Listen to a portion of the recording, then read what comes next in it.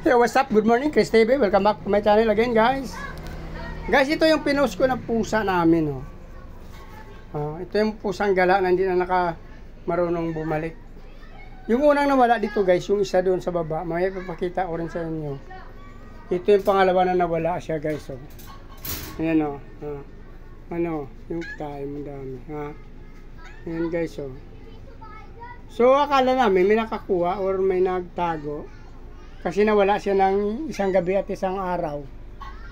Kaya ngayon nakita na namin siya. Doon pala siya, guys, sa kabila sa kapitbahay namin.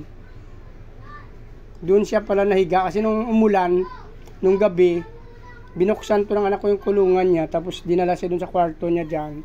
Pinasok siya dyan sa kwarto na yan. Dyan sa anak ko na yan. Pinasok siya dyan, tinabi siya pa sa pagtulog siguro. Nilambing-lambing, tapos nakakalimutan niya. Hanggang umaga na pagising niya kasi wala siyang pasok linggo. Na hindi na namin napansin na wala na. So, matagal siya namin nakita. Lumabas siya pala nung magtakip silim na. Doon sa kapitbahay namin. Hindi marunong umuwi. Buti may nakakita at sinabi ko sa mga kapitbahay ko baka makita nila. Yun, alam nila na dito. Ba't doon ka umuwi?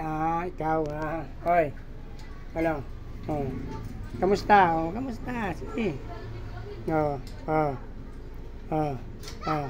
Lumabas ka pa. Gusto mo lumabas yan, guys, eh. Lumabas tapos hindi ka marunong umuwi. Tingin ka sa camera, Hoy, dito. Kamay. Kamay mo, ilabas mo. Sana.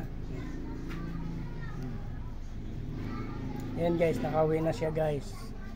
Hindi, actually siya nakauwi pala, nakita ng kapitbahay namin at sinabi dito sa anak ko. Kasi pinakita namin yung picture sa kanila, kilala na. Yan, Yan. Ngayon may taihan siya, guys, Mansyon yung bahay niya, Talo niya pa yung aso namin doon. Nakatali lang, yan. Meron pa siyang laruan, guys, Yan, Yung laptop na to napabayaan, Mawa naman to. Yan, Ano name mo, Anong tawag sa'yo ng kuya? Yan siya, guys, Yan, wala ka na nga problemahin dyan. Dunya ka na nga dyan, Kasi sabi ng anak ko dyan, guys, buntis daw yan, lumaki. Kaya pala nung binuhat ko siya nung nakaraang araw, mabigat. Yan. Sino nakalahi sa'yo? Hindi ko alam kung sino nakalahi dito. Sa baba siguro din. Yung sa anak ko ding lalaki. Ito kasi sa anak ko tong babae, guys. Pero kinukuha kasi ng anak kong lalaki, tinatabi niya sa pagtulog minsan yan. Nakauwi ka na? Ano? Ulit ka pa? Nalabas ka pa ulit?